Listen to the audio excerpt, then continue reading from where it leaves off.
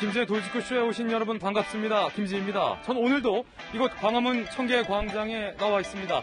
문재인 대통령이 안보 관계장관 회의를 주재하고 나서도, 그리고 수석 보좌관 회의를 주재하고 나서도 북한 김정은의 사과에 대해서, 즉각적이고 신속한 사과에 대해서 긍정적으로 평가한다라는 입장을 밝혀서 계속 논란이 되고 있습니다. 물론 문재인 대통령이 희생된 유가족에게 애도를 표현하긴 했습니다만 북한을 규탄하는 메시지는 없었다는 점에서 야당은 강력히 반발하고 있습니다. 자, 오늘도 우리 국민의 피살 사건 그리고 청와대 대응과 관련돼서 새로운 이야기들 준비되어 있습니다. 잠시 후 보도합니다.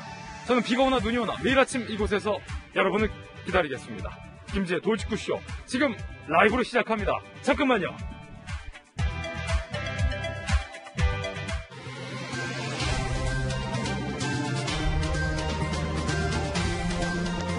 신문 읽어주는 남자입니다. 어제 청와대에서 우리 군의 첩보에 대해서 토막토막 정보일 뿐이다 라는 메시지가 나왔습니다. 그런데 우리 군에서는 수집한 첩보를 다시 검토해보겠다라는 발언을 해서 논란이 일고 있습니다. 잠시 후에 이야기 나눠보겠습니다. 오늘 조간신문 함께 하시죠. 먼저 동아일보입니다.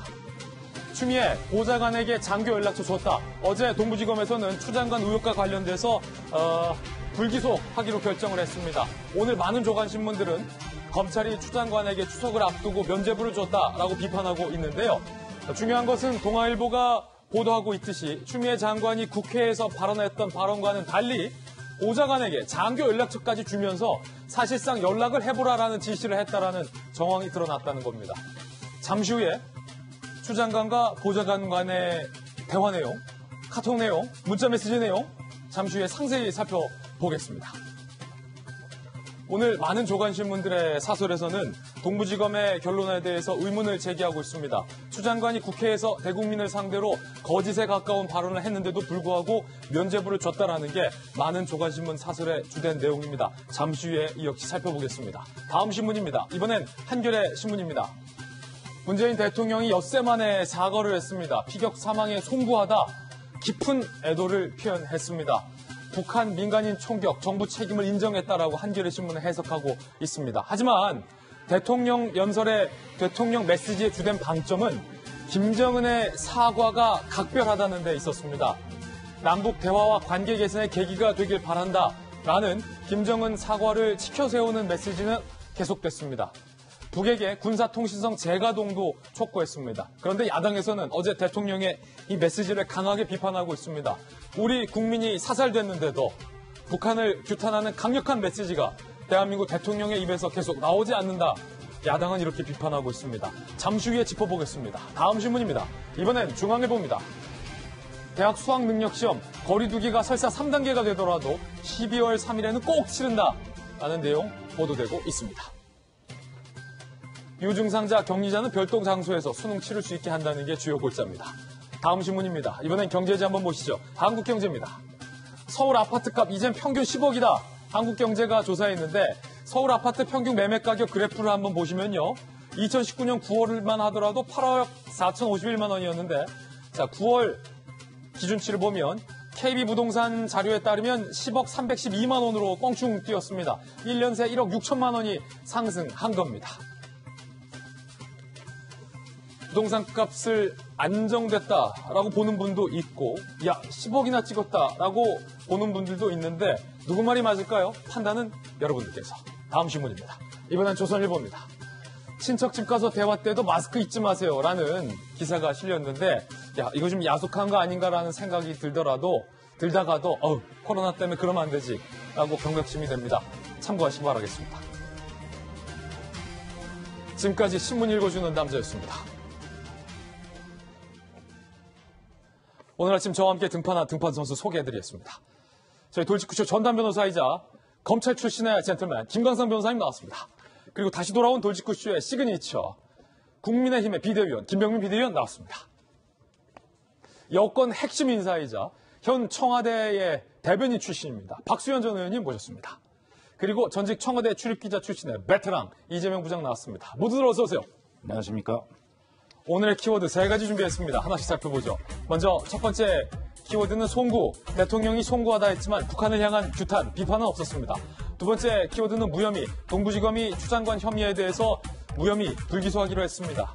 언론들은 어떻게 보고 있을까요? 세 번째 키워드는 원천봉쇄. 잠시 후에 관련된 내용 전해드리겠습니다. 김재 돌직구쇼 오늘 톱뉴스로 문을 열겠습니다.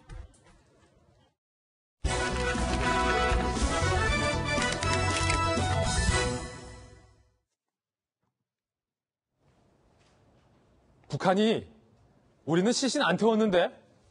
라고 주장하자 우리 군이 첩보자산을 동원해서 얻은 그 정보를 재검토하겠다라고 나섰습니다.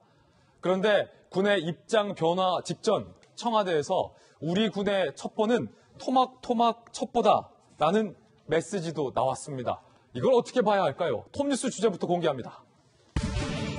그래서 주제는 북한의 해명에 우리 군이 첩보 마사지를 하고 있는 것 아니냐라는 세간의 의혹을 주제로 담아봤습니다. 먼저 야당의 주호영 원내대표의 주장부터 소개를 해드리겠습니다. 오늘 저희 동아일보에서 주호영 원내대표의 인터뷰 기사를 보도하고 있는데요. 주 원내대표가 이렇게 주장을 하고 있습니다. 북한은 우리 국민, 공무원의 시신을 불태우지 않았다라고 주장하고 있지만 주호영 원내대표는 우리 군이 입수한 SI, 감청 등에 의한 특별 취급 정보에 따르면 북한이 태울 연자에 연유를 써서 연유를 몸에 바르고 태우라는 얘기를 했다고 한다. 그러니까 북한이 쓰는 표현이거든요. 연유. 우리 군이 북한군이 쓰는 이 연유라는 표현까지 직접 첩보자산을 통해서 확보했다. 몸에 바르고 태우라는 얘기를 했다. 지시가 있었다. 라는 것을 군에서 들었다고 주호영 원내대표가 주장을 하고 있는 겁니다. 연유는 휘발유 경유의 북한식 표현입니다.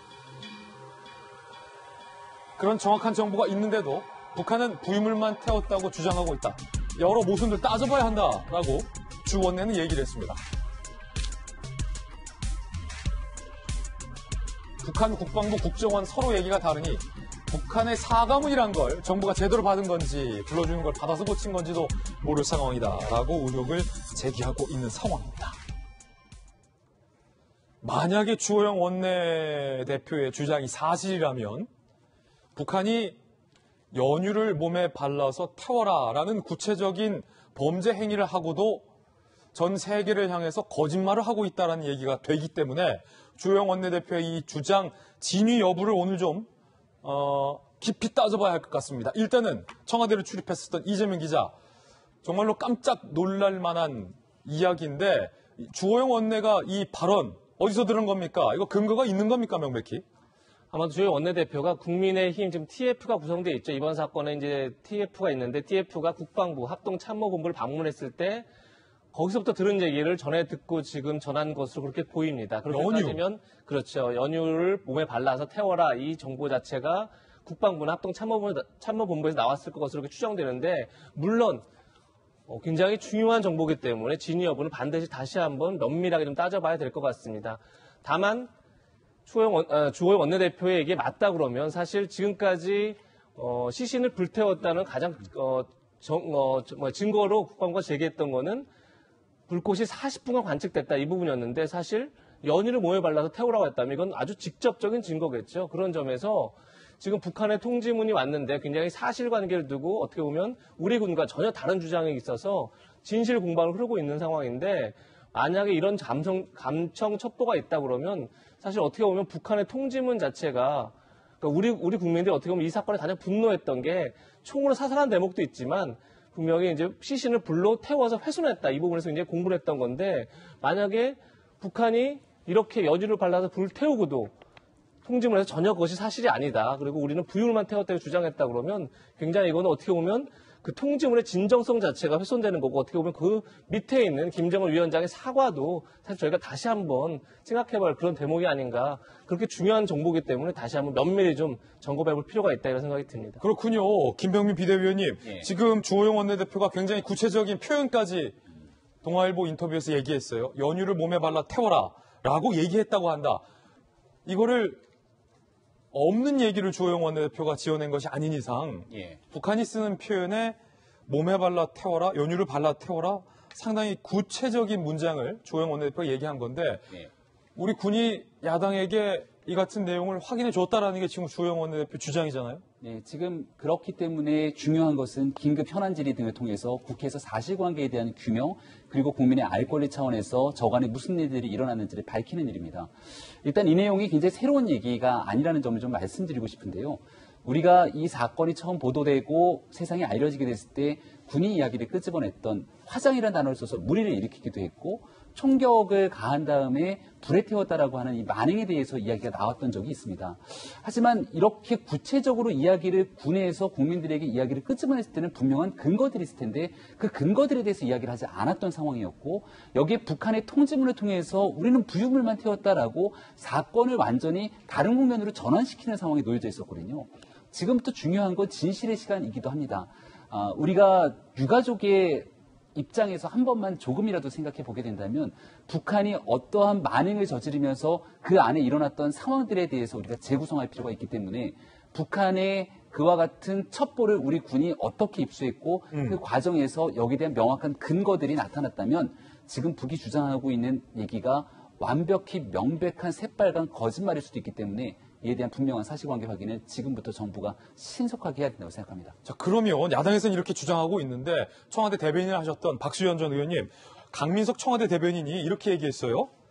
우리 군의 눈으로 확인할 수 있었던 것은 저 멀리 북한 해역에서 불꽃이 감시 장비에 관측됐다는 것 외에는 아무것도 없는 상황이었다. 단지 토막토막의 첩보만이 존재했던 상황이다. 라고 청와대에서 어제 얘기를 했는데 우리 군은 분명히 40분간 불태웠다라고 얘기했지만 청와대에서는 이 군의 첩보에 대해서 평가절하하는 것입니까? 어떻게 봐야 됩니까? 그렇지는 않고요. 굉장히 상식적인 이야기를 하고 있는 것이죠.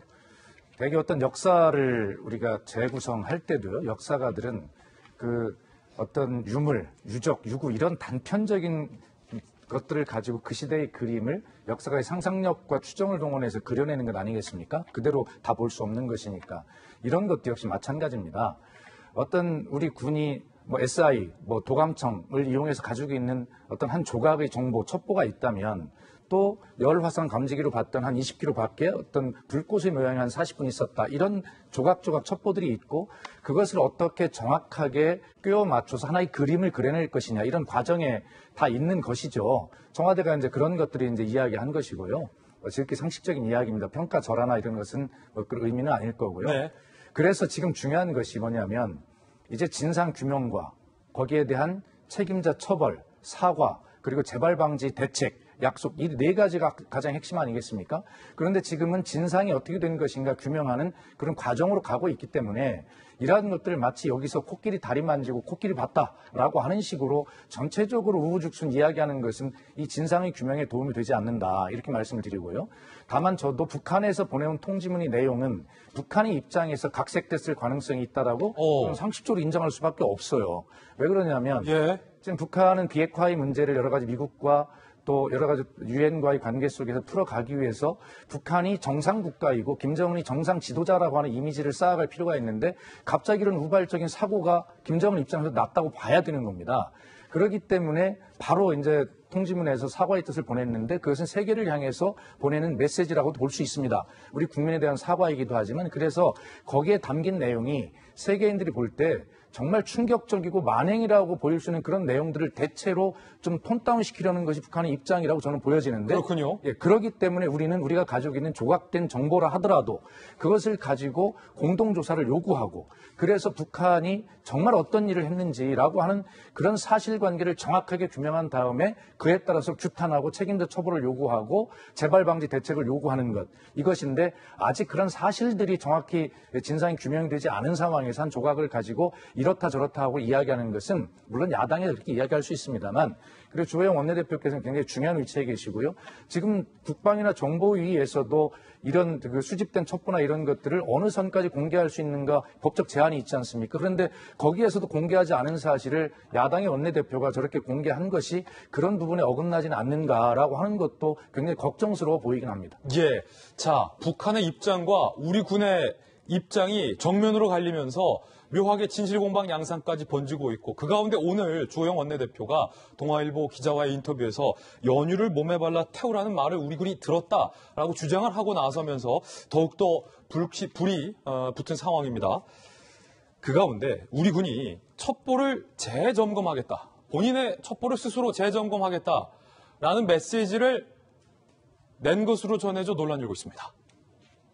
바로 이 부분인데 24일만 하더라도 정보자산 출처를 밝히지 않았다고 월북으로 몰아간다는 지적은 무리. 어제 우리 정보를 제3자 입장에서 객관적으로 다시 들여다보겠다 라고 얘기를 했습니다. 군 내부에서는 북한의 꼬리를 내린 것이다. 군 관계자, 군의 공식 판단에 대한 신뢰성이 송두리째 흔들리는 상황이다 라고 군 내부 안팎의 관계자들은 동아일보 기자에게 이렇게 인터뷰를 하고 있습니다. 김광삼 변호사님, 앞서서 이제 청와대의 강민석 대변인의 이야기도 들어봤습니다만 우리 군이 묘하게 입장을 좀 바꾸는 것 아니냐라는 게 지금 동아일보 기자와 인터뷰한 군 안팎의 관계자들의 설명인데 정확하게 검토되지 않은 첩보였다면 과연 우리 군이 청와대에 대통령에게 그렇게 자신 있게 그리고 온 국민 앞에 그렇게 자신 있게 발표를 할 수 있었던 걸까요? 이번 사건의 이제 제일 중요한 부분은 물론 이제 월북을 하려고 했느냐 아니면 이제 총격을 북한군이 가했고 시신을 훼손했다는데 이 세 가지 중에 제일 중요한 부분이 시신 훼손 문제죠. 예. 왜냐면 시신 훼손은 우리 국민의 정서와 감정상 도저히 용서할 수 없는 문제예요. 더구나 이제 국제적으로 상당히 이제 규탄 받아야 할 만행이라고 볼 수 있는 거거든요. 그런데 24일 날 군에서 브리핑을 하면서 시신을 훼손을 했다고 단정적으로 얘기했단 말이에요. 단정적으로 얘기했는데 25일에 김정은 명의의 이제 사과문이 우리나라에 발표가 되죠. 그런데 사과문이 발표되면서 약간 범여권의 어떠한 분위기가 좀 바뀌었어요. 이제 정부도 마찬가지고 여권도 마찬가지고 그 다음에 28일 날 이제 문재인 대통령께서 유족에게 굉장히 유료의 말씀을 하면서 결과적으로 김정은의 사과에 대해서는 굉장히 많은 의미를 부여했단 말이에요.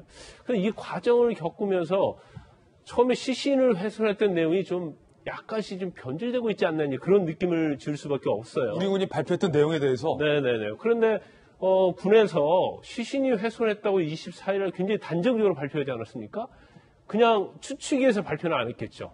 뭔가 첩보 자산의 증거에 의해서 발표를 했을 거라고 봐요. 그러면 저희 입장에서는 저건 굉장히 확정되다 이렇게 볼 수가 있는데 김정은이 사과문을 보내면서 약간 어떤 분위기가 굉장히 달라지고 있다는 그런 느낌을 받을 수밖에 없고 그 다음에 이제 청와대에서는 그거잖아요. 아까 말씀하신 것처럼 우리 군이 본 것은 불꽃에 불과하다 이런 취지로 얘기를 한단 말이에요.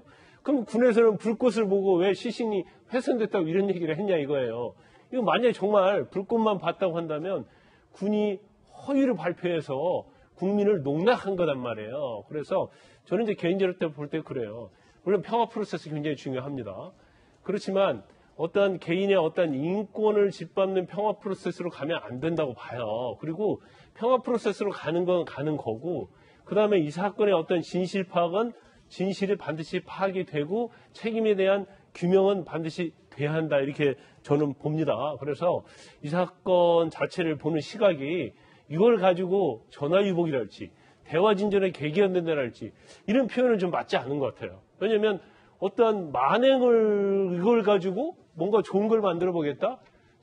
그 진전의 계기라는 것은요, 뭔가 좋은 일이 있어갖고 희망이 보이는데 그걸 가지고 진전을 시키는 것이 우리가 진전의 계기라고 얘기를 하는 거거든요. 근데 한 사람이 정말 무참하게 살해됐는데 이것이 정말 우리에게 전화위복이 된다. 진전의 계기가 된다. 이렇게 말하는 건 맞지 않다고 봐요. 그래서 당연히 평화 프로세스는 저는 가야 한다고 봐요. 그렇지만 규명할 건 규명하고 책임 소재는 묻고 이것이 어느 정도 마무리되면 그 다음에 가야 하는 것이 맞지 않느냐. 예. 어떠한 일에 대한 순서가 있다 이렇게 봅니다. 군이 첩보를 재점검하겠다라는 뜻을 밝히면서 강한 논란이 일고 있는 오늘 아침인데 이재명 기자가 청와대 출입했고 국회 반장 출신이잖아요. 저는 국방부로 오래 출입했기 때문에 군이 수차례 첩보 판단을 합니다. 뭐 워낙 다 국민들도 잘 아시겠고 앞서 박수현 의원 말씀 주셨듯이 토막토막의 정보들을 바탕으로 합참과 국방부에서 종합적인 정보 첩보 판단을 내리고 난 이후에 보통 상부기관, 여기서의 상부기관은 청와대에 보고를 하는 건데 그 첩보 검토 절차가 앞서서 지금 다 끝났단 말이에요. 그걸 다시 재검토한다는 것은 이례적인 상황으로 볼 수 있습니까?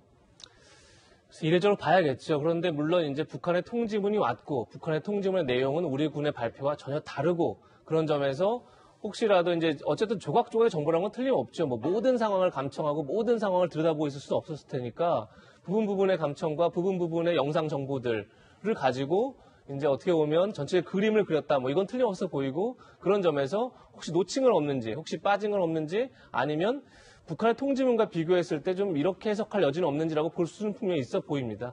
뭐 다만 이제 문제되는 건 이제 통지문이 나온 이후에 오히려 청와대가 조각조각의 정보다 이렇게 이제 토막의 정보다 이렇게 규정을 하고 거기에 대해서 다시 군이 다시 한번 들여다보겠다면서 그러니까 자기 부정하는 듯한 그런 모습을 보이는 것 자체가 이제 국민들이 보기에는 지금 아까 박수현 전 대변인도 말씀하셨지만 북한의 통지문이 각색될 가능성이 매우 높은 건 모두가 다 알고 있는 거죠. 그런 점에서 우리 정부가 너무 저자세가 아니냐 이런 비판은 분명히 나올 수 있을 것 같습니다. 근데 저는 여기서 제일 중요한 건 이거 같습니다. 지금 시신을 태웠느냐를 두고 국민의힘 쪽에서는 뭐 연유를 몸에 발라서 이런 첩보가 있다 이렇게 주장합니다. 저희가 잠시 다루겠지만 또 민주당 쪽에서는 자진 월북을 두고 월북에 대한 더 구체적인 정보가 있다 이렇게 얘기를 합니다.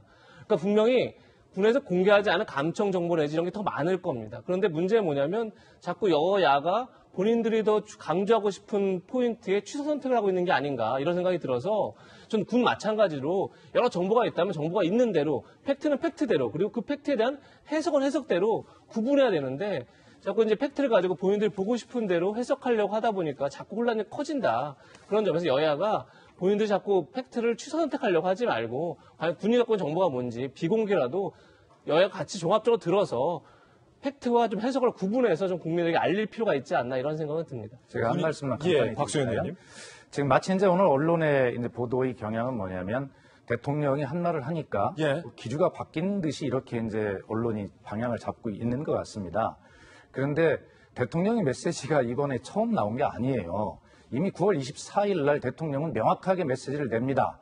뭐냐면 진상규명과 책임자 처벌까지를 요구를 하거든요. 대통령의 메시지가. 자, 그 바로 다음 날 북한의 통지문이 오는 것입니다. 대통령의 요구에 대해서 이례적으로 북한이 바로 반응을 한 것이죠. 미국 국무부 대변인이나 뉴욕타임즈 같은 외국의 언론들이 지극히 이례적이고 이것이 도움이 될 것이라는 긍정적인 평가를 하고 있어요. 자, 그런데 우리가 이 부분에 대해서 굳이 대통령의 메시지가 처음 나왔고 그거에 대해서 여러 가지 상황이 마치 바뀌는 것처럼 북한의 저자세로 가는 것처럼 그렇게 방향을 잡는 것은 지극히 유감이다라고 하는 말씀을 드리고요. 한 말씀만 딱 덧붙이면 지난 2015년 8월 4일 DMZ 때에서 있었던 목함지뢰 때 언론의 한번 태도를 봅시다. 그때 20일이 지나서 북한이 겨우 유감이라는 말을 했을 뿐이에요. 그런데 그때 우리 모든 언론은 어떻게 했습니까?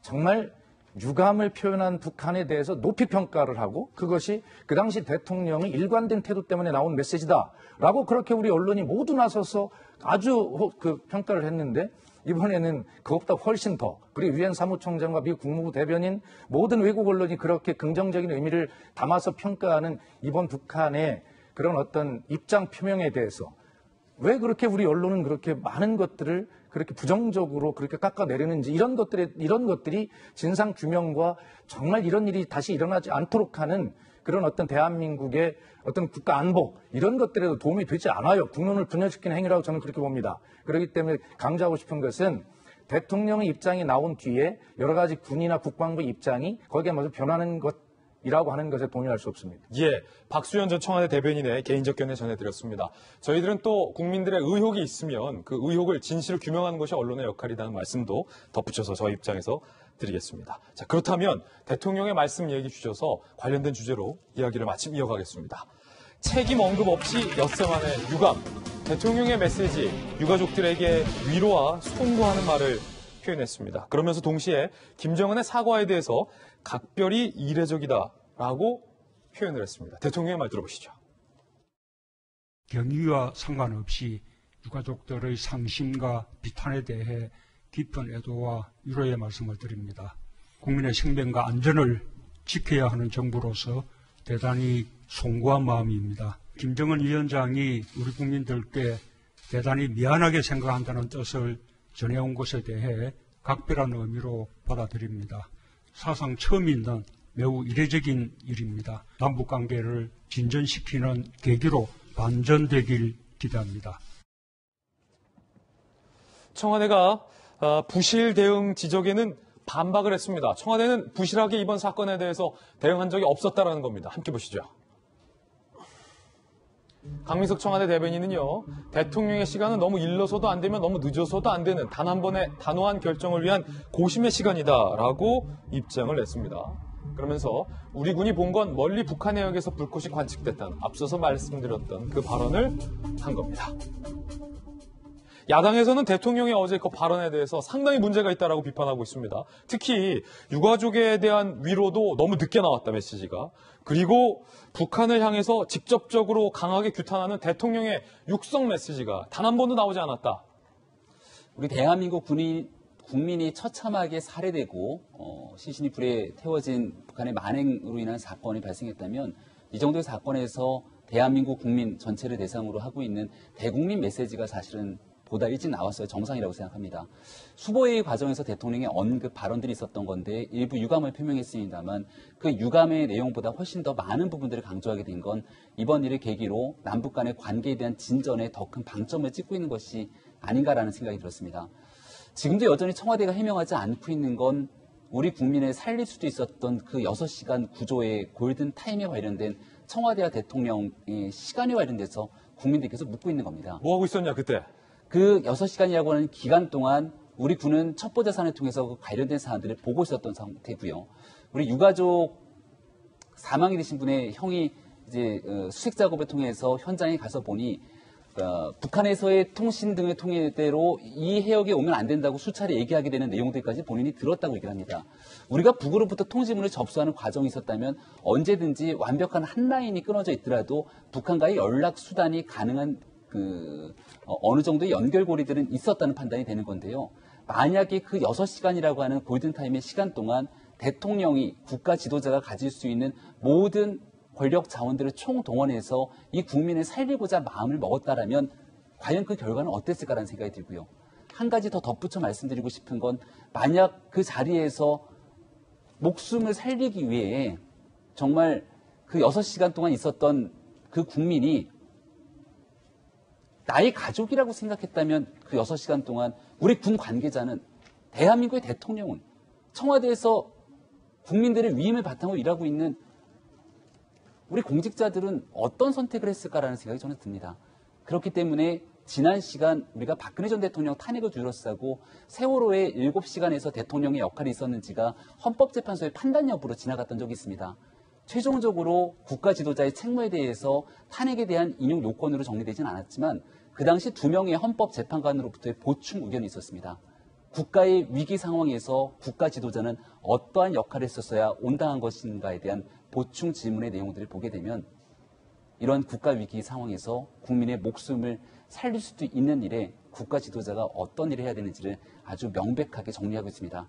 그런 측면에서 바라봤을 때 유감을 표명하게 되는 문재인 대통령의 마음을 알겠습니다만 적어도 우리 국민을 살릴 수 있었던 소중한 시간 6시간 동안 우리 대한민국을 책임지고 있는 청와대와 그리고 문재인 대통령이 어떤 역할과 일들을 했는지에 대한 분명하고 소상한 해명이 지금부터라도 이루어져야 된다고 생각합니다. 야당에서는 대통령이 왜 구출 지시를 하지 않았냐라면서 강하게 공세를 가고 있습니다. 야당의 목소리 들어보시죠. 대통령은 왜 이 대한민국 국민이 절대절명의 위기에 처한 것을 보고받고도 구출 지시를 하지 않았는 것인지 온갖 의문으로 뭉쳐져 있습니다. 국민들은 억장이 무너집니다. 2번 다시는 이런 일이 없도록 이런 중대한 국면에 대통령이 48시간이나 사라지는 일은 없도록 확실히 알리고 재발 방지를 위해서 노력하도록 하십시다. 유시민, 문정인, 정세현 북한 통지문 내용에 대한 평가를 하면서 개명 군주 우둔하면서 낄낄거리는 모습이란 저는 그 순간 구토가 나올 뻔했습니다. 여러분, 우리 국민이 위기에 처해 있을 때 구출 노력을 생활 노력을 하지 않는 대통령은 군 통수권자 자격이 없습니다. 여러분. 박수현 전 청와대 대변인, 야당에서는 상복을 입었습니다. 네. 대통령이 왜 구출 지시를 하지 않았냐. 대통령이 왜 그 새벽에 열렸던 회의가 열렸던 사실조차 모르고 있었느냐, 대통령 뭘 했느냐, 이 야당의 질책입니다. 어떻게 보십니까? 지금 주호영 원내대표님이나 정진석 의원님께서 저런 말씀을 하실 자격이 있는지 묻고 싶습니다. 우리 해역에서 일어났던, 김병민 의원님 말씀을 하셔서 제가 언급합니다만, 세월호가 그렇게 무참하게 침몰당할 때 그때 무엇을 했습니까? 그런 분들이 지금 와서 북한 해역에서 한 20km나 떨어진 그곳에서 일어났던 그 일에 대해서 구출하지 않았다고 저렇게 평가할 수 있는 자격이 있습니까? 그건 제 개인적인 생각입니다만 몇 가지 하고요. 대통령이 아무 일을 하지 않았다. 그럼 허위사실 말씀하지 마십시오. 지금 여러 차례 이야기하고 있지 않습니까? 그런데 왜 대통령이 아무 일을 하지 않았냐고 얘기를 합니다. 자, 관계장관 회의가 열렸던 새벽 1시부터 2시 반까지 관계장관 회의에서는 아까 말씀드린 대통령에게 보고할 단계가 있는 겁니다. 그리고 그 단계에서 보고받을 최고 위치에 있는 사람이 있어요. 그런데 그 조각조각 사실 확인도 안 된 거를 가지고 대통령을 깨워서 대통령이 지금 북한의 월북인지 표류인지는 모르지만 우리 국민이 거기 들어갔답니다.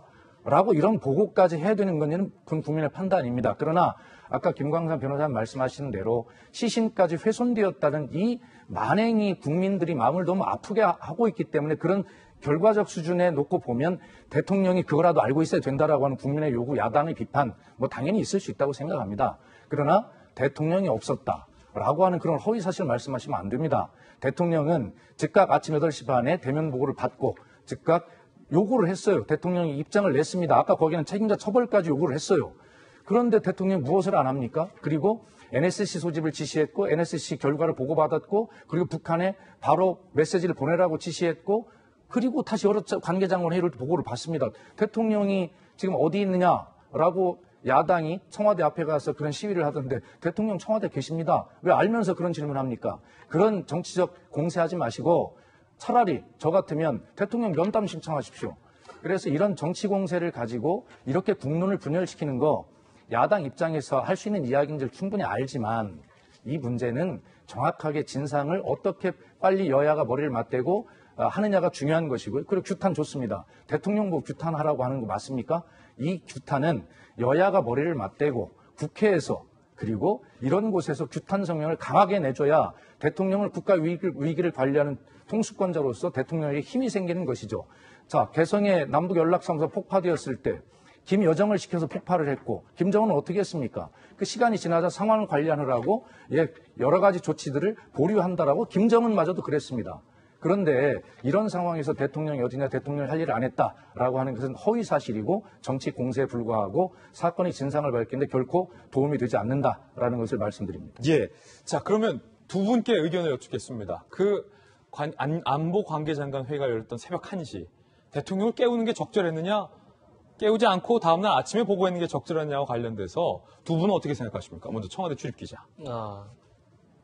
글쎄요, 지금 말씀하신 것처럼 박수현 대변인 입장에서는 아직 조각조각의 정보다 토막토막의 정보여서 좀 더 확인이 필요했다 하지만 글쎄요, 저는 관계장관 회의가 끝난 이후 한 2시 반쯤이라고 지금 알려져 있죠. 새벽 2시 반쯤. 그리고 8시 반 사이에 추가 정보를 확인했거나 라고 생각하지는 않습니다. 그런 점에서 글쎄요, 2시 반에라도 보고를 하는 게 적절했느냐, 그러면 그 시간에 무엇을 할 수 있느냐 물을 수 있지만 저는 이런 생각이 듭니다. 박수현 대변인께서 조금 전에 얘기한 것처럼 과연 지금 국민의힘이 저렇게 말할 자격이 있느냐, 2000 세월호 참사 때 정말 생태 같은 아이들을 제대로 구하지 못한 그 책임이 분명히 존재하죠. 국민의힘, 그러니까 과거 정부에. 그런데 그렇기 때문에 더 현 정부에 대한 기대가 컸던 건 분명히 있어 보입니다. 그런데 이번에 역시 물론 그 숫자의 문제가 아니라 한 명의 비무장한 민간인이 북한 해역에서 총을 맞고 시신이 불태워 훼손됐다라는 정말 어마어마한 폐륜적 범죄 앞에서 과연 2시 반이라는 시간이 그렇게 중요한 제약이 됐었나 이런 생각 분명히 들고요. 그게 물론 그 시간에 바로 대응할 수 없었다 하더라도 저는 그때부터 정부가 움직이는 것과 아침에 다시 상황을 한번 점검해 보는 것 큰 차이가 없다 그러면 저는 오히려 빨리 보고하는 게 맞았다라는 생각이 하나 들고요. 예. 그런 생각이 일단 듭니다. 안철수 국민의당 대표 이야기 듣고 이야기 이어가겠습니다. 여권의 호위무사들은 문재인 대통령이 박근혜라면 그럼 최순실은 어디 있냐고 클래스가 다르다고 주장합니다. 하나도 다르지 않습니다. 대통령이 대통령으로서의 책무를 다하지 못하도록 만든 통지문 한 장에 감업하여 북한을 싸고 도는 당신들 모두가 최순실입니다. 주무시고 계셨습니까? 왜 아무도 깨우지 않았습니까? 잠든 사람은 깨울 수 있어도 자는 척하는 사람은 깨울 수 없는 법입니다. 안철수 대표 같은 경우에는 자는 척하는 사람이다라는 다소 그런 표현도 썼습니다만 김광삼 변호사님 어떻게 보세요? 저는 이제 관계장관 회의를 할 정도 되면 그것도 새벽 1시잖아요. 그러면 이미 아마 총결하고 시신이 훼손됐다는 정보가 확실히 입수됐을 가능성이 크다고 봐요. 그러면 적어도 이제 대통령에게 보고를 하고 깨워서 같이 회의를 했던지, 만약에 그렇지 못했다고 한다면 관계장관 회의에서는 이제 결론이 났을 거 아니에요. 그러면 즉시 대통령에게 보고하는 게 맞다고 이렇게 봅니다. 그런데 왜 그렇게 하지 않은 이유에 대해서는 뭐 전혀 모르겠어요. 일단 뭐 대통령 그 당시 주무시고 계셨다고 하면 사실 깨우지 않은 일단 뭐 참모들의 잘못이 크다고 하겠죠. 그리고 저는 약간 이제 야당이 좀 하고 싶은 말 중에 하나가 자꾸 이제 세월호와 연관돼 가지고 왜 대통령이 구출 지시를 안 했냐, 대통령이 뭐 48시간 살아있다, 이걸 가지고 계속적으로 얘기하는 건 좀 맞지 않다고 봐요. 그러니까 중요한 건 이제 팩트와 관련된 문제에서 집착을 해야지, 이걸 계속 연관을 시켜서 정치적으로 얘기하는 것은 저는 뭐 특히 이제 세월호 관련시켜서 맞지 않다고 봐요. 일단 사고가 난 영역이 또 북한이냐 한국 내 영역이냐 이런 문제도 있고요. 그다음에 희생자와 수혜에 있어서 비교가 안 될 뿐 아니라 또 세월호는 민간인에 관한 거잖아요. 그래서 이 부분을 비교하면 안 된다. 단지 군이 6시간 동안 뭐 했느냐에 대해서는 저는 충분히 비판의 여지가 있다고 봅니다. 그런데 대통령의 그 이후의 어떤 태도, 그러니까 뭐 북한의 어떤 통지문과 관련돼서 너무 우호적이 아니냐, 뭐 그런 면에 있어서 야당 입장에서는 비판을 할 만하지만 대통령이 왜 구출을 안 했냐, 이것은 제가 볼 때는 좀 약간 납득이 가지 않는 측면도 있어요. 저도 좀 짧게 잠시 후에 사실관계를 얘기하면 잠시 후에 제가 발언 기회 드리도록 하겠습니다. 각각에게 패널 개인에게 지금 발언 기회 균등하게 드리고 있고요. 박수 의원님께도 다시 한번 드리겠습니다. 자, 그 가운데 국회에서는요. 북한 규탄 선언이 무산됐고 북한 관광 결의안이 상정이 돼서 지금 뒷말이 났고 있습니다. 일단 이야기부터 듣고서 다시 한번 돌아오겠습니다. 우리 국민들이 북한에 의해서 무차별로 생명을 잃고 있는데 아무 일도 없었던 것처럼 도대체 말이 안 된다고 생각합니다. 지금 이 상황에서 개별 관광이나 종전선언 촉구 결의안을 마치 9월 22일 날 아무 일이 없었던 것과 같이 똑같은 통상 절차를 처리하자라고 하는 것은 끓어오르는 국민들의 분노나 또 우리가 북한에 대해서 따져봐야 될, 우리가 해야 될 일을 마치 망각하는 듯한 좀 성급한 그런 말씀이 아닌가 이렇게 생각이 됩니다. 우리 국민의 피격 사건에 대해서 국민 모두는 울분을 가지고 있습니다. 야당 의원님들만 가지고 계시는 게 아니고요. 절차대로 이걸 심의하자라는 겁니다. 그대로 상정이 돼서 법안 소위로 넘어간다면 북한한테 어떤 시그널을 주겠습니까? 또 여당 의원들 말씀하시는 것이 지금은 때가 아니라고 말씀을 하십니다. 지금일수록 더 때라고 저는 생각을 합니다. 2018년 이맘때 만약에 그때 종전선언이 이루어졌다면은 오늘 이번에 이 불행한 사태도 저는 없어질 거라고 저는 생각을 합니다. 자, 여야 두 분께 질문 드릴 텐데 일단 김병민 비대위원님, 일단 물어볼게요. 북한 규탄 선언문 왜 끝끝내 무산된 거며 결과적으로 북한 관광 결의안이 상정된 것도 어쩌다 된 겁니까?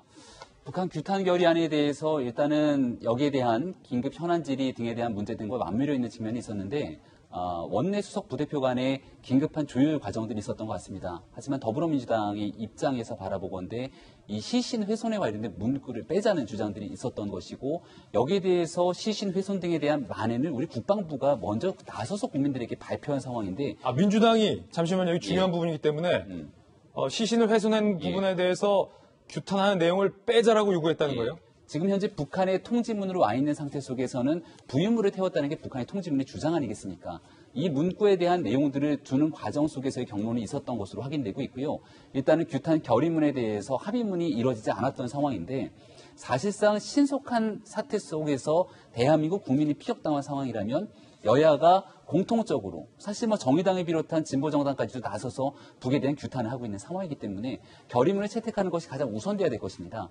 근데 여기에 대해서 이런 규탄 결의문이 채택되지도 않는 상태 속에서 오히려 종전선언 촉구라든지 그리고 금강산 관광 재개 등에 대한 결의문을 상정하게 된다는 것은 우리 국민들이 바라보시기에 대한민국 국민의 생명과 목숨보다 훨씬 더 중요한 것이 허울뿐인 평화라는 것인가에 대한 생각을 들게 만드는 그런 안타까운 일이라고 보고요. 무산된 건 민주당 탓이 크다라는 말씀이신 거죠? 당연히 국민의힘 입장에서는 그 어떤 것보다 훨씬 더 큰 강도로 규탄 결의문을 채택해야 된다고 주장하고 있는 것이나 여기에 대해서 중요한 내용들이 빠지게 되는 상태 속에서의 결의문이 채택되게 되는 것은 북한의 잘못된 신호를 줄 수 있는 것이죠. 그렇다면 이 문제를 끊임없이 논의하면서 결의문을 채택하기 위해서 끌고 가야 되는 것인데 우리 국민들이 바라보기에 이 내용은 온데간데 없이 사라지고 오히려 평화를 주장하게 되는 종전선언과 금강산 관광 재개 등에 대한 얘기들이 들어가게 된다면 과연 북한이 대한민국을 바라보게 되는 그런 신호는 어떻게 되는 것이며 유가족 입장에서 바라봤을 때 대한민국이 우리 국민의 생명과 안전을 정말 지켜주는 그런 국가로 바라볼 수 있는지 정말 여러 가지 생각이 들게 되는 대목입니다. 이번엔 여권 입장도 한번 여쭤볼게요. 박수현 의원님 어떻게 보십니까? 예, 우리 김병민 의원님 말씀이 지극히 당연히 맞는 말씀이죠. 사실관계는 이 대북규탄 결의안은 민주당이 처음부터 일관되게 주장한 것입니다. 먼저 주장한 것이죠. 그런데 이제 중간에 국민의힘에서 거기에 국회에서의 긴급 현안 질문을 하자라는 조건을 들고 나온 것이에요. 조건을 걸은 것이 이제 국민의힘이 걸은 거죠. 그러나 상임위에서 이 문제가 논의되고 있기 때문에 정치 공세의 장으로 변질될 수 있는 긴급 현안 질문, 거기는 사실 온갖 사실관계를 모르는데 추정을 해서 질문할 수밖에 없잖아요. 그러다 보면 또 여러 가지 여론에 미치는 것들이 심각하기 때문에 긴급 현안 질문은 다음 단계하고 규탄 결의안부터 하자라는 게 민주당의 입장이었고요. 그래서 국방위에서 아주 강한 그 규탄 문이 나온 거 아니겠습니까? 그런데 이제 25일 날 북한의 통지문이 와서 이제 사과와 이런 것들을 담았어요. 상황이 약간 변한 것이죠. 그래서 규탄 결의안을 내는 것은 맞는데 거기 문구를 국방위에서 채택했던 그 강력한 그 결의문에서 좀 미세 조정이 필요하다. 그건 당연한 거 아니겠습니까? 그리고 피격, 사살한 것은 정확한 팩트잖아요. 그런데 아직 시신을 태웠나 어떻게 처리했나 아직 밝혀지지 않은 상황인데 거기에 규탄 결의안에 시신을 태운 것을 전제로 확실한 사실로 놓고 전제로 해서 규탄 결의안을 내는 것은 조금 아직은 현 상황에서는 그러니 만약에 그것이 나중에 조사를 통해 시신을 훼손한 것이 있다면 그건 그것대로 다시 추가 규탄을 하더라도 현재까지 밝혀진 상황만 가지고 넣어서 규탄을 빨리 하자라고 하는 것이 민주당의 입장인데 뭐 야당의 입장도 이해합니다. 민주당의 입장도 충분하게 민주당이 이걸 회피하려고 보이십니까? 그래서 그런 측면을 이해하시고요. 아까 드리려고 했던 말씀은 제가 세월호 뭐 처리를 이렇게 한 야당이 이걸 비판할 자격이 없다라고 제가 말씀드린 것이 아니라 이 팩트가 대통령의 시간에 대해서 팩트가 있는데 팩트를 밝혔음에도 불구하고 자꾸 뭐라고 합니까? 와서 이제 우기는 그러한 것들에 대해서 제가 이제 얘기를 한 것이고요. 뭐 지금 과거에 어떤 일이 있었다 해서 지금을 비판할 자격이 없다는 그런 말에 전 동의하지 않아요. 그런 뜻이 아니었다는 말씀입니다. 자, 김광산 변호사님. 밖에서는 이렇게 보더라고요. 여야가 우리 국민이 사살이 됐는데도 북한을 규탄하는 규탄 결의문 하나 합의 못할 정도의 수준이다라고 말이죠. 근데 지금 제가 볼 때는 규탄 결의는 굉장히 우선시 돼야 돼요. 왜냐하면 만약에 많이 늦었죠 이미. 그렇죠. 뭐 시신이 훼손한다랄지 그 이후에 하겠다면 이제 추석이 지나고 될 수밖에 없는데 그때 결의문을 하는 것 자체는 이건 제가 볼 때는 그 뭐 효과적인 측면이나 여러 가지 측면에서 좀 반감이 든다고 보고 있어요. 그래서 뭐 추후에 우리가 또 얘기를 나누겠지만 제일 지금 우선시하는 것은 규탄 결의문이다. 그래서 저는 뭐 그래요. 야당도 그렇고 여당도 마찬가지인데 시신훼손 문구 가지고 서로 줄다리기 했다고 한다면 그건 약간 뭐 보류할 수도 있다고 봐요.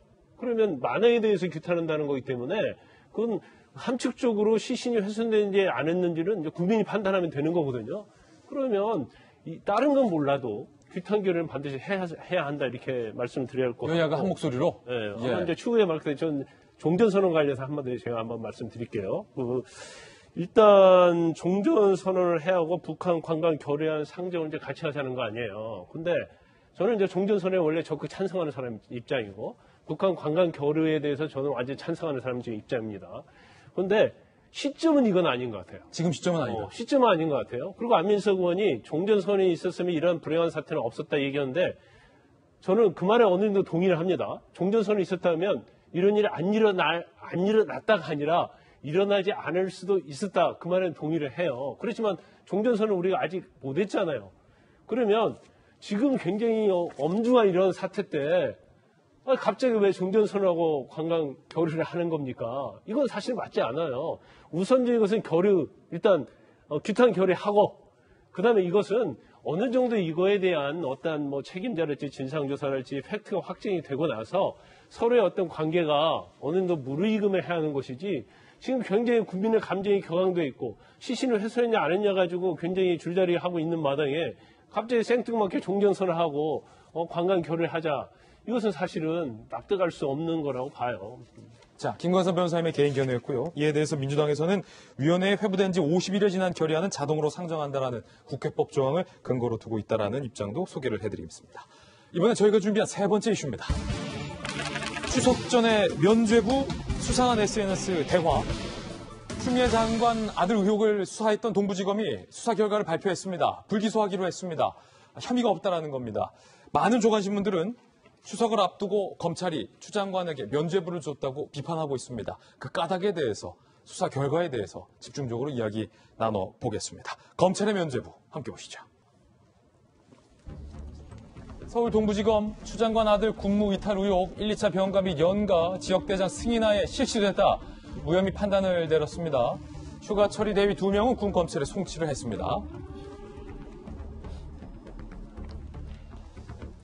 추 장관 아들 군무 이탈 방조 및 추가 연장 청탁 의혹에 대해서 한 차례 서면 조사를 한 이후에 무혐의 판단을 내린 건데요. 추 장관 부부의 전화 민원 기록이 없다.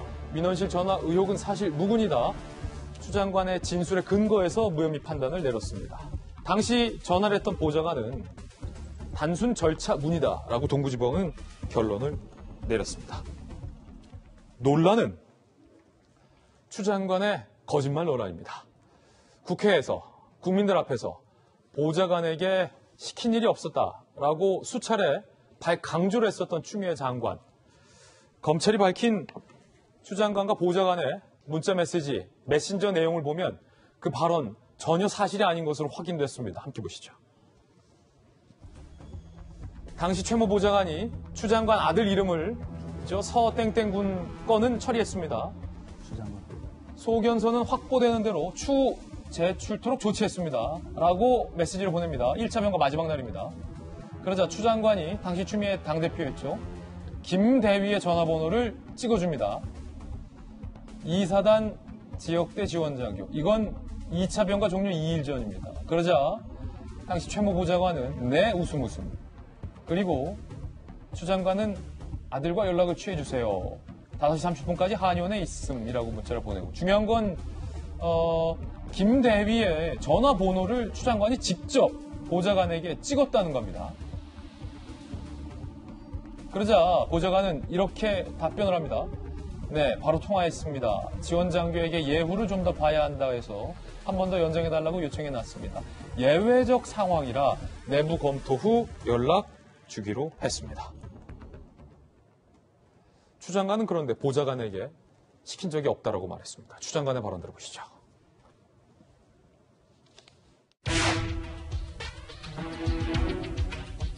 후보자는 관여한 바가 없다는 겁니까? 관여한 바가 없습니다. 외압을 쓸 이유도 없고요. 쓰지도 않았습니다. 당시 추미애 장관의 보좌관이 전화를 한 사실은 맞습니까? 그런 사실이 있지 않고요. 보좌관이 뭐하러 그런 사적인 일에 지시를 받고 하겠습니까? 보좌관에게 그런 사실을 시킨 바가 없습니다. 그리고 그럴 이유조차 없습니다. 제가 보좌관에게 전화 걸라고 시킨 사실이 없다를 명확하게 다시 말씀드리겠습니다. 추 장관은 앞서 보좌관이 전화한 적도 없고 보좌관에게 시킨 적도 없다라고 두 가지 사실에 대해서 부인을 하다가 지금 방금 보셨던 것처럼 보좌관에게 전화를 걸라고 내가 시킨 사실은 없다라는 뜻이다 라고 뭔가 묘하게 뉘앙스를 바꿉니다. 그런데 카톡 대화 내용을 보니까 메신저 주고받은 내용을 보니까 추 장관이 거짓말을 했다라는 논란이 지금 일파만파 커지고 있는 상황입니다. 일단은 판사 출신의 고승덕 전 의원님 나오셨습니다. 추 장관이 거짓말한 거 맞죠?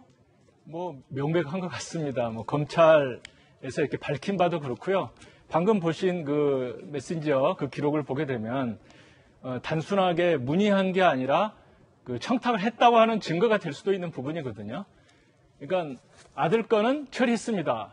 만약에 문의했다 그러면 문의한 결과 이런 겁니다라고 알려주는 게 맞는데 처리했다는 건 뭐냐면 연장하라고 부탁했기 때문에 지시를 이행했다는 뜻으로 보여지는 거거든요. 네. 그리고 뭐 소견서도 준비되지 않았는데 일단 구두로 됐다. 뭐 이런 것들을 보게 되면은 누가 봐도 추 장관이 뭐 보좌관한테 지시 안 했다. 이건 제가 볼 때 손바닥으로 하늘을 가리는 거라고 볼 수 있겠네요. 명확한 거짓말이다. 네. 잠시 후에 동부지검 수사 결과에 대해서도 다시 한번 우리 고 전 의원님께 여쭙겠습니다. 자, 그렇다면 국회 반장 출신의 이재명 기자, 당대표를 했었고 다선의 국회의원 출신의 그리고 대한민국 법무부 장관, 미니스트리 오브 저스티스, 거짓말을 해선 절대 안 될 것 같은 법무부 장관이 정부인 앞에 왜 거짓말을 한 겁니까?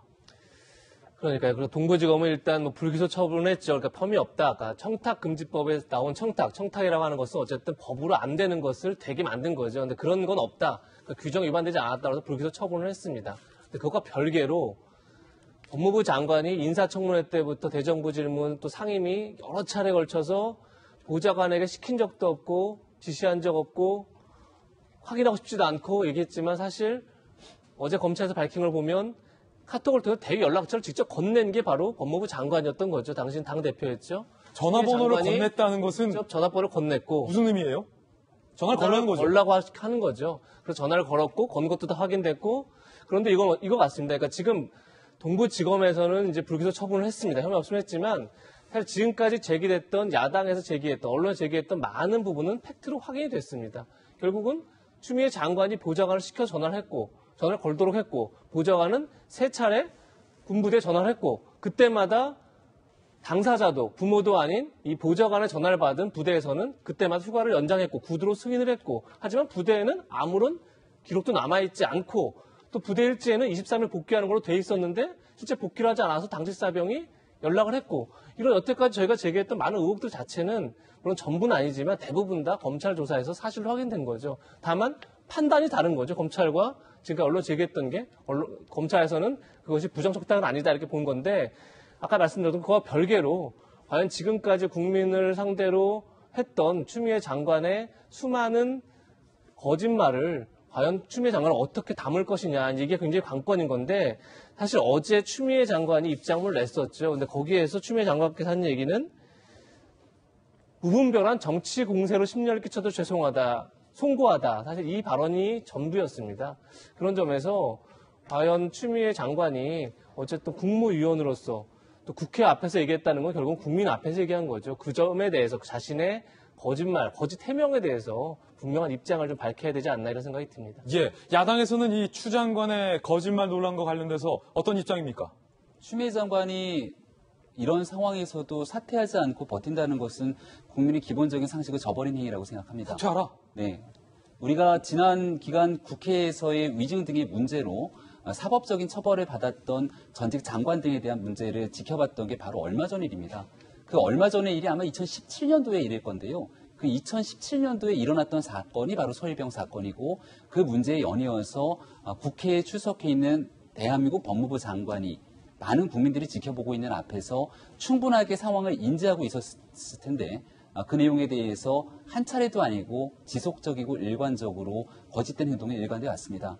만약에 추미애 장관이 2017년도에 본인 스스로가 메시지를 보냈던 내용들을 기억하지 못하고 있다면 불과 2해, 3해 전에 메시지를 보냈던 내용을 기억하지 못하는 상태로서 법무부 장관이 직을 수행한다는 것도 말이 되지 않을 것이고요. 예. 만약에 내용들을 다 인지하고 있는 상태에서 본인에게 제기되는 의혹들을 회피하기 위해 거짓말을 했다면 국회 차원에서의 권위를 세우기 위해서라도 국회에서의 법무부 장관 해임 건의안을 신속하게 제출해야 된다고 생각합니다. 당장 해임해야 된다. 예, 그리고 두 번째로 정세균 국무총리도 여러 가지 고심이 좀 깊을 거라고 생각되는데요.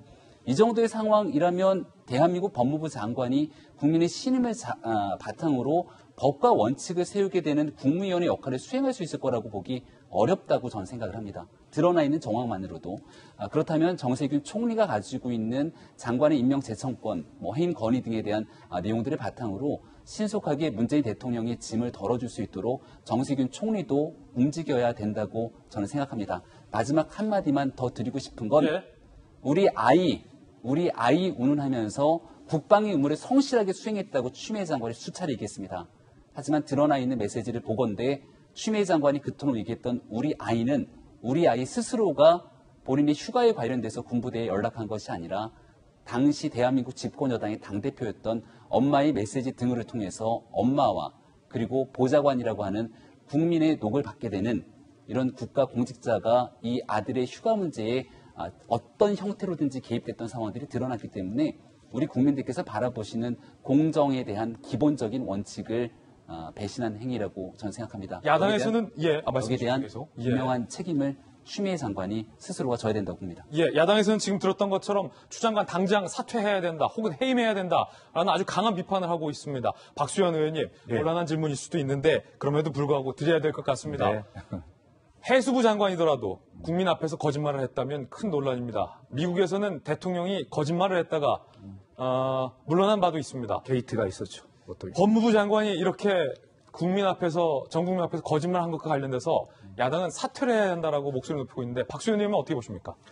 우선 그 집권당 소속의 한 당원이고 당직자로서 좀 송구한 마음이 듭니다. 지금까지 제가 이 문제에 관해서 드려왔던 말씀은 휴가 미복귀, 탈영, 그다음에 무슨 여러 가지 규정 위반, 특혜, 황제 휴가 이런 것들로 쭉 있었는데 그것은 사실이 아니다라고 하는 것으로 대부분 드러나고 있어요. 드러났고.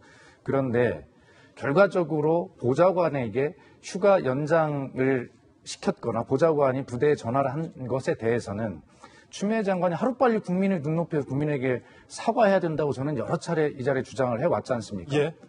그러면서 저는 이제 이 문제가 조사가 다 끝난 검찰 발표가 끝나면 앞에 그 어마어마하게 제기됐던 탈영이나 이런 사실이 아닌 사실들에 대해서 의혹을 제기하고 국론을 분열시켰던 야당이 이 문제에 대해서 야당도 함께 책임져야 된다고 그렇게 주장을 하려고 했는데 사실 오늘 이런 결과로 보면 그 주장도 제가 못할 입장이 됐어요.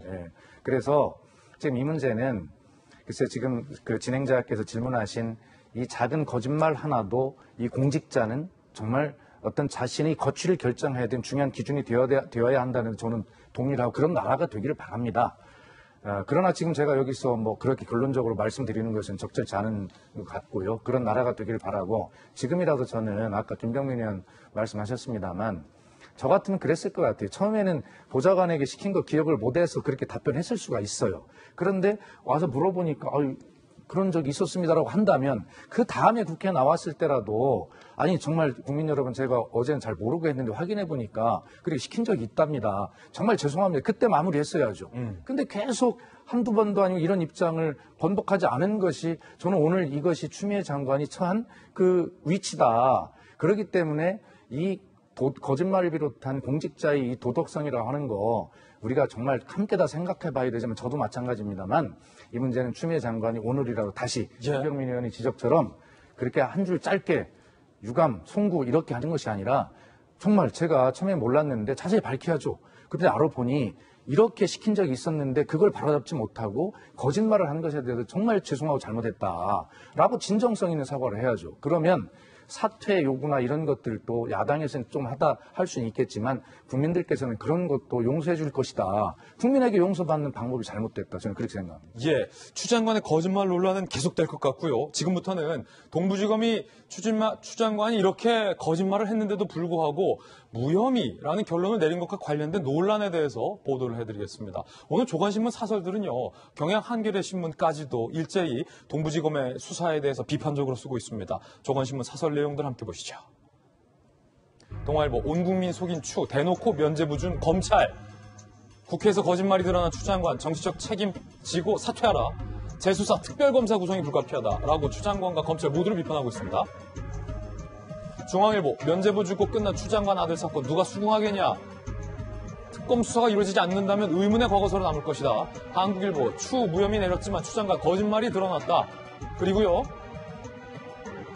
경향신문 외압 없었다며 추미애 아들 의혹 몽땅 불기소한 검찰 납득되지 않는다라고 쓰고 있고 한겨레 신문도 무혐의 처분과는 별개로 거짓 해명 논란은 이어질 것으로 보인다. 추 장관의 추가 해명이 있어야 할 것이다 라고 강하게 추가적인 이야기를 묻고 있는 그런 상황입니다.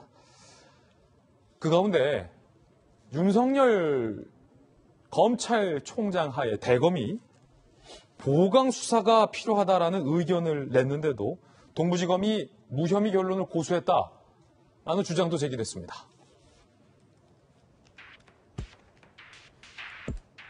동부지검 무혐의다라고 보고를 하자 윤석열 검찰총장 측은 휴가 명령서가 있어야 하지 않느냐, 구두로 휴가를 가는 게 통용되면 앞으로 발생하는 혼돈은 누가 감당하느냐라며 보완 수사를 요청했다라는 겁니다. 지난 25일 중앙일보 기사 보도고요.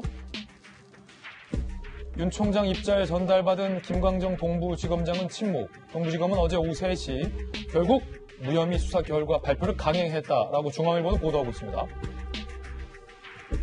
대검이 출입 기자들에게 문자 메시지를 보냈습니다. 윤 총장은 언론에서 제기된 의혹을 꼼꼼하게 수사하라는 일반적 지시를 한 것. 대검 검토팀은 수사가 미진하다는 결론의 보완 수사를 요청했지만 동부지검이 더 이상 수사가 필요가 없다면서 종결한 것이다 라고 이례적인 입장을 대검 측이 표명을 하기도 했는데 고승덕 전 의원님 판사 출신이잖아요. 일단 동부지검의 어제 수사 결과에 대해서 개인적으로 어떻게 판단하시는지, 그리고 검찰총장, 대검 측의 보강 수사 의견에도 불구하고 동부지검이 강행한 것에 대해서도 의견 여쭙겠습니다. 상당히 수사가 제가 보기에 미진한 것 같습니다. 그래요?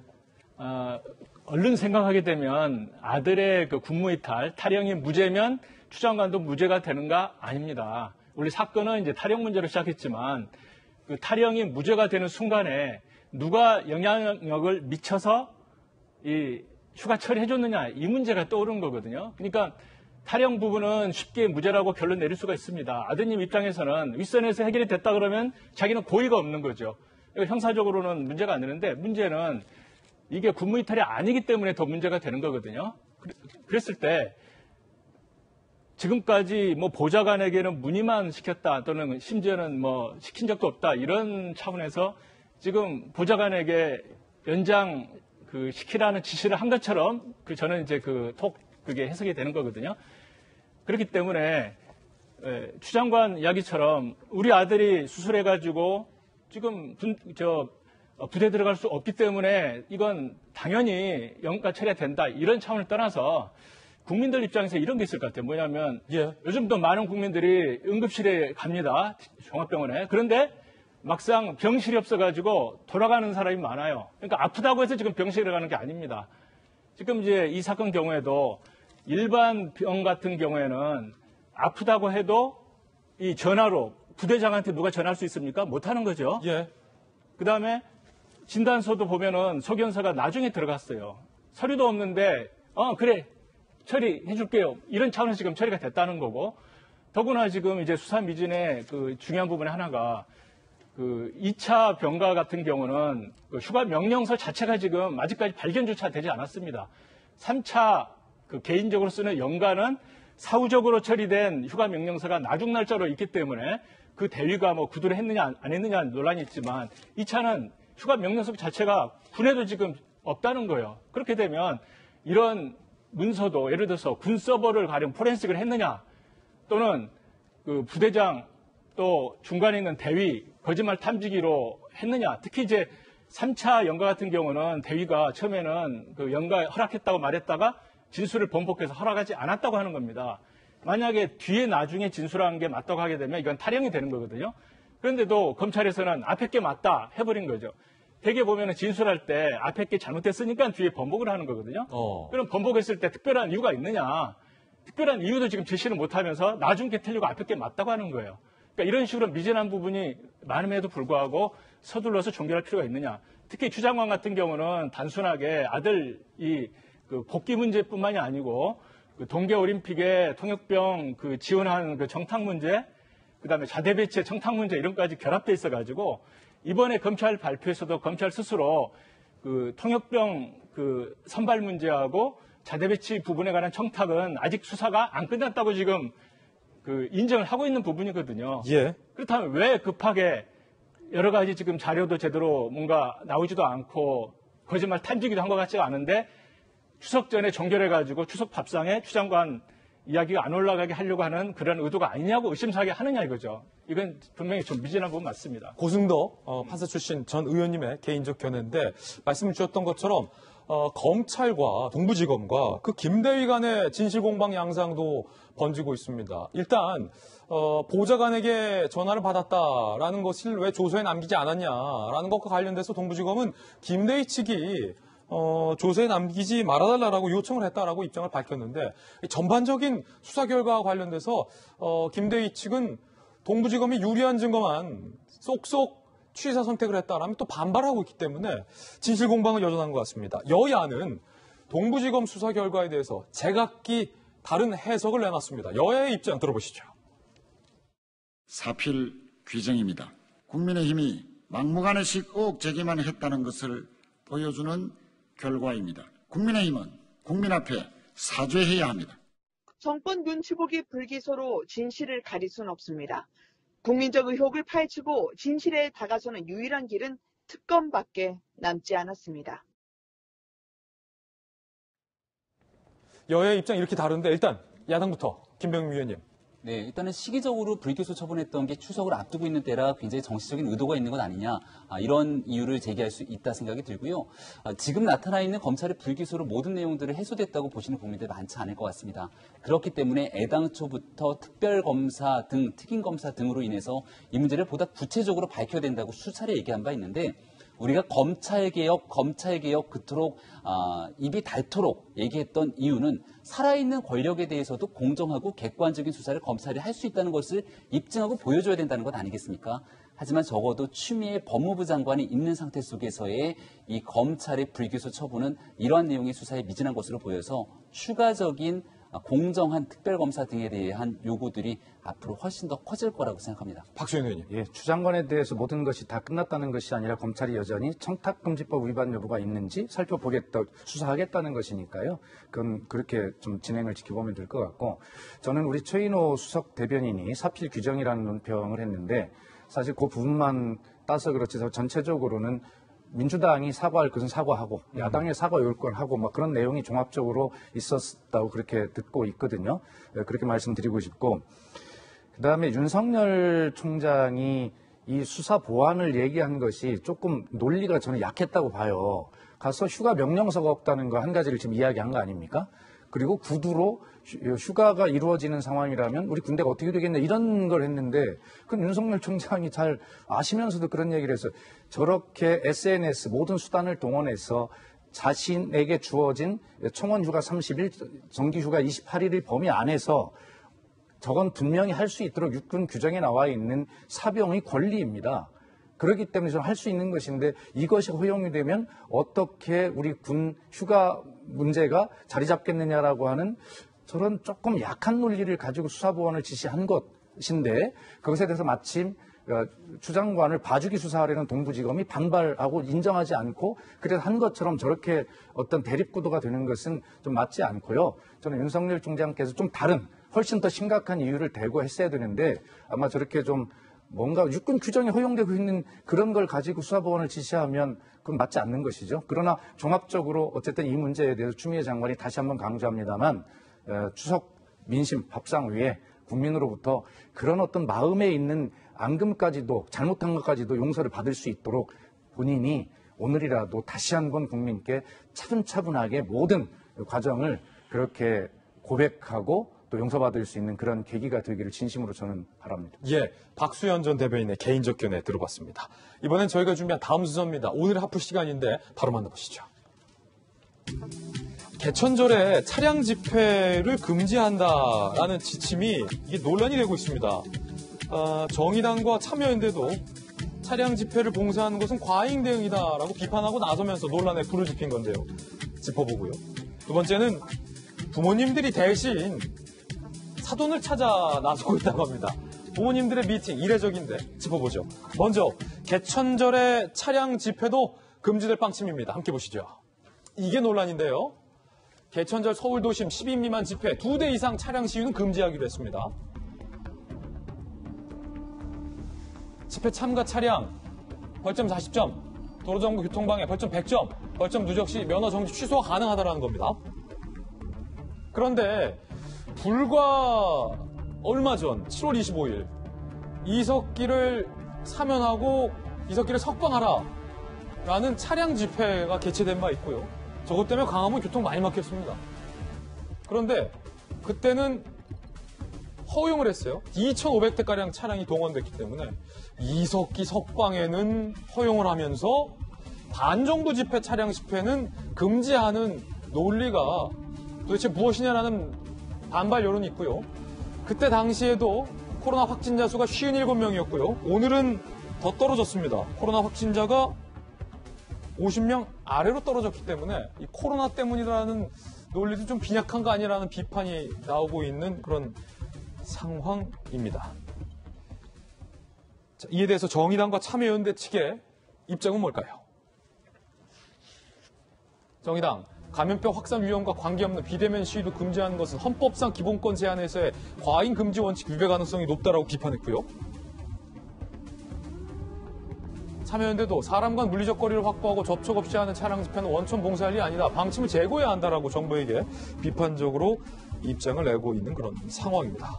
일단은 좀 뭔가 이재명 기자 형평성 차원에서 맞지 않아 보입니다. 국민들에게 시위와 집회의 자유, 표현의 자유는 허용이 돼야 하는데 이건 헌법상의 기본 권리인데 이석기를 석방하라는 차량 집회는 허용했으면서 정부를 비판하는 차량 집회는 안 된다. 이 논리가 뭡니까? 이건 말고 분명히 좀 차별적인 또 다른 근거가 있겠죠, 설마 정부가. 예. 근데 일단 이석기 차량 집회는 광화문이 아니라 서초동에서 있었던 거고요. 그 점을 바로 잡고 그다음에 이석기 집회 때 이제 이런 얘기가 있었죠. 당시에는 코로나가 재유행 단계는 아니었고 지금은 이제 굉장히 대유행하고 있다 하는데 사실 제가 숫자를 그러니까 신규 확진자 숫자 찾아보니까 이석기 집회했었던 7월 25일 전날 24일 날이 113명이었습니다. 신규 확진자가. 그런데 사실 오늘 신규 확진자가 어제죠. 38명이기 때문에 사실 신규 확진자 많이 줄었습니다. 물론 이제 뭐 감염 경로를 알 수 없는 확진자들이 많이 있고 그러다 보니까 이제 또 추석을 앞두고 있고 여러 가지 이제 방역 상황은 다를 수 있으나 어쨌든 뭐 코로나만 가지고 얘기하는 건 약간 좀 경찰의 해명이 좀 궁색할 수 있다는 생각이 들고 물론 당시 경찰이 이런 얘기도 했습니다. 차량 시위를 사전에 신고했고 전체 차선을 점거하지 않았고 일반 교통 방해를 하지 않았다. 그렇기 때문에 이제 허용했다 이런 건데, 그래서 이번 시위는 아직 진행되지 않은 상황에서 지금 얘기한 것처럼 뭐 분명히 교통이 방해될 것이다 이런 전제 속에서 지금 일단 원천 뭐 2대 이상을 원천 금지하겠다 얘기를 한 건데 지금 뭐 정의당 참여연대도 마찬가지지만 좀 개인적으로 생각이 듭니다. 물론 방역을 위해서 분명히 차량 집회 어떤 집회에 대해서 정부가 제약할 수 있습니다. 우리가 지금 거리두기 뭐 2.5단계, 3단계 가면서 뭐 이동을 제한하고 영업을 제한하는 것처럼 분명히 집회의 자유도 제한할 수 있는데 정부는 분명히 이동의 자유나 뭐 영업의 자유를 제한할 때 굉장히 미안해합니다. 국민들한테.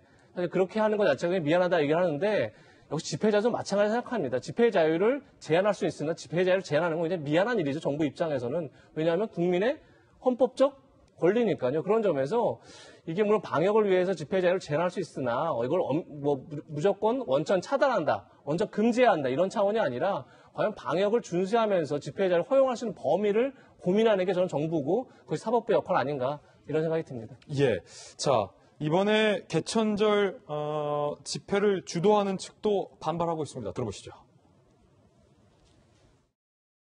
차량 시위는 코로나와 아무 상관이 없는데 9대로 제한하고 종로구를 지나가지도 못하게 하는 것은 국민의 표현의 자유를 억압하는 것일 뿐만 아니라 근본적으로 헌법 위반이다. 행정소송을 제기한다. 소집과 해산의 단계에서 감염병 예방에 우려가 있다.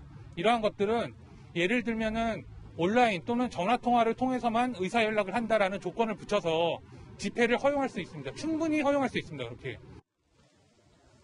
판사 출신께서 보시기에는 이 이중잣대 논란에 대해서 어떻게 보십니까? 분명히 문제는 있습니다. 만약에 이제 차량 시위 금지에 관한 이것에 대해서 법원에 이제 그 집행정지 가처분을 신청하게 되는 경우에 법원에서 어떻게 할 것인가 저는 이제 그 예상을 하기가 좀 어렵다고 봅니다. 왜 그러냐면은 이제 두 가지 경우인데요. 차량이 이동하는 경우는 이 교통 관련 법에 의해서 편대 비행이 금지되어 있기 때문에 경찰은 그걸 이제 적용하겠다는 거거든요. 근데 보통 이제 차량이 그 정지된 상태는 그 법이 적용되지 않고 예. 또 드라이브 스루에서도 문제가 안 되듯이 그 이 코로나 방역 문제가 안 되거든요. 그래서 예를 들어서 그 집회 주최하는 측에서 광화문에 사람이 들어가는 대신에 차량 예를 들어서 몇백 대가 들어가서 하겠다 하는 경우에 법원에서 금지시키기는 좀 딱히 어려 보입니다. 그런데 문제는 뭐냐면 수천 대를 가지고 하겠다는 경우에 수천 대가 도로를 점거하려면 사실 강북을 거의 다 지금 웬만한 그 사대문화는 다 차지해야 되는 거거든요. 그랬을 때 강북의 교통이 전면 마비되는 결과가 되는데 그렇게 광범위한 장소에 수천 대가 시위하는 것에 대해서 법원이 허용하겠느냐 하는 부분은 좀 의문이 남는다고 하겠습니다. 그래서 제가 볼 때 광화문 정도는 법원에서 차량 시위를 허용할 것 같고요. 아마 수천 대 정도는 광화문에 들어갈 수 없는 게 너무나 명백하기 때문에 법원도 허락하지 않지 않을까 이렇게 한번 예상을 해봅니다. 예. 자, 관련된 내용은 계속해서 추가적으로 보도해드리겠고요. 자, 두 번째 핫플 내용도 소개해드리겠습니다. 이제 내일부터 추석 명절 연휴가 시작되잖아요. 우리 젊은 세대에서 연휴 앞두고 나 또 왜 또 결혼 안 했나 이 소리 들을 텐데 이것 때문에 좀 스트레스를 많이 받아야 할 것 같아요. 저는 결혼했지롱. 자, 근데 이게 농담처럼 할 얘기가 아닙니다. 요즘 우리 젊은 세대 연애하기도 힘들고 결혼하기도 힘들고 제가 결혼해 보니까 애 낳기는 더 힘들어요. 그렇기 때문에 우리 부모님들 좀 우리 젊은 세대의 고충을 알아주셨으면 좋겠다는 말씀 드리면서 이 얘기 소개해 드리는데 그래서 부모님들이 대신 나섰다. 보다 대신 나섰다. 자, 지난 25일 대구 달서구의 한 카페에서 20, 30대 미혼 자녀를 둔 부모님들 20분이 예비 사돈을 찾는 행사를 개최했다. 무슨 말이냐면 자녀가 안 나오고 부모님들끼리 미팅을 했다는 거예요. 어허. 지원자 경쟁률이 무려 5대1. 굉장합니다. 자녀의 프로필을 교환하며 서로 대화합니다. 우리 아들이요. 우리 딸이요. 참 괜찮은데. 뭐 이런 거죠. 자녀의 의사 확인하고 오케이 하면 만남이 성사되는 그런 방식이라고 합니다. 야, 이거 이색적이네. 이명숙 씨는요.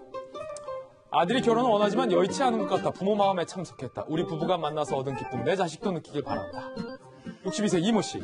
30 넘어 취업하면서 여러모로 힘들었을 텐데 결혼이라도 도와주고 싶다. 부모님 마음이 있죠. 대구 달서구청장. 바쁜 직장생활과 이성 간의 만남의 기회가 부족한 자녀를 위해 부모님들의 간절한 요청에 따라서 마련한 행사다라고 달서구청장님은 밝히고 있습니다. 자, 비교적 이른 나이에 연애와 결혼에 성공하여 애를 셋을 키우고 있는 김병현 박사님. 네. 부모님들이 대신 나선대요. 대단하시네요. 예. 어머님, 아버님 조금은 그 열정과 에너지를 약간 뒤로 물리시는 게 어떨까라는 생각이 듭니다. 저희 집에도 손이 처남이 아직 40대인데 결혼을 안 하고 있어서 보통 부모님이 나서갖고서는 적극적으로 만남을 주선하면 꼭 결과가 안 좋아요. 아마 저희들이 나서갖고서는 같이 만남을 주선하면 한 2번, 3번 정도의 만남을 이어가는데 지금 이런 문제가 나타나게 되는 게 코로나 때문에 비대면 사회가 급속도로 확산되면서 가뜩이나 남녀 간의 만남을 저조한 상태 속에서 코로나가 있으니까 더 못 만나니까 엄마 아빠가 이렇게라도 나섰으면 좋겠다는 거거든요. 하지만 결국은 이 남녀 간의 만남은 부모님의 의지보다는 서로 간의 이성 간의 끌림이 훨씬 더 중요하다고 생각되고요. 저도 아내랑 만난 게 대학교 1학년 때부터 만났던 캠퍼스 커플이거든요. 그럼요. 예, 그러니까 어머님, 아버님의 그 마음 아마 우리 자녀들이 다 알고 있을 것이고 이번 추석 명절 때 굳이 그런 말씀 안 하셔도 알아서 남녀 간의 만남을 잘 이어갈 거라고 저는 생각합니다. 자, 아버지의 입장에서 우리 박수현 전 의원님. 제가 저는 자녀가 없어서 아버지 입장 말씀드리기는 그렇고요. 여기 배지가 달려 있습니다만 제가 유엔 해비타트 한국위원회 회장 아니겠습니까? 유엔 해비타트는 유엔의 산하기구 중에서 청년 의제를 다루는 유일한 국제기구입니다. 그런 입장으로 이제 제가 이걸 봤는데 웃고는 있습니다만 이걸 과연 웃을 일인가라고 하는 생각이 들고요. 이게 코로나가 만들어낸 21세기 대한민국의 또 자화상이고 미래상일 수도 있는데 이 과정에서 우리 청년들의 아픔과 현실에 대해서 한번 우리가 고민하는 그런 자화상으로 봐야 될 것 같고 청년 여러분 힘내시길 바라고 저도 청년들과 일을 하면서 하나 꼭 기준이 반성하는 게 내가 살아왔던 청년의 시대를 기준으로 내가 지금의 청년을 이해하려고 하는 그런 못된 버릇이 있더라고요. 그 반성을 하는데 지금 청년의 입장, 청년의 눈높이로 청년을 이해하려고 하는 기성세대의 눈높이가 굉장히 중요하다. 이런 말씀을 꼭 좀 드리고 싶어요. 예. 자, 명절을 앞두고 이색적인 뉴스 전해드렸습니다. 이번엔 날씨 알아보겠습니다. 추석 명절 연휴 날씨도 함께 전해줄 텐데요. 기상캐스터가 영천시장, 서울 영천시장에 나가 있습니다. 허영 캐스터, 이번 추석 연휴에 불행히도 비가 온다고요? 네, 어느덧 추석을 하루 앞두고 있습니다. 이 알뜰살뜰하게 명절을 준비할 수 있는 장소는 단연 전통시장이죠. 저는 지금 서울 서대문구 영천시장에 나와 있습니다. 고소한 기름 냄새가 풍기는 이곳은 명절 분위기가 물씬 나는데요. 예년만큼 많은 사람들이 붐비고 있진 않지만 평소보단 훨씬 활기를 띤 모습입니다. 오늘 전국에 구름 많은 가운데 완연한 가을 날씨가 이어지겠습니다. 반면 크게 벌어지는 일교차에는 주의가 필요합니다. 오늘 한낮에 서울과 대전, 대구는 25도로 어제와 비슷하거나 조금 낮겠습니다.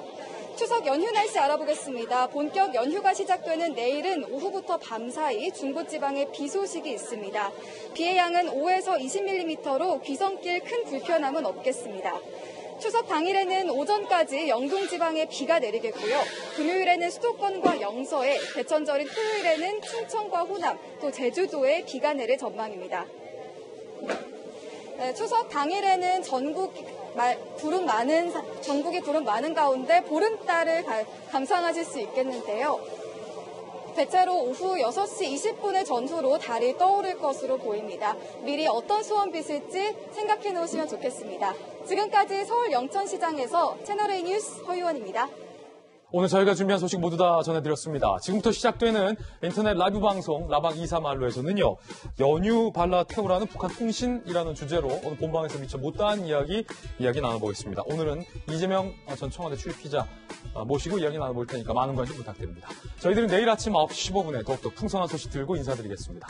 오늘 하루는 분명 어제보다 나을 겁니다. 좋은 하루 되십시오. 고맙습니다.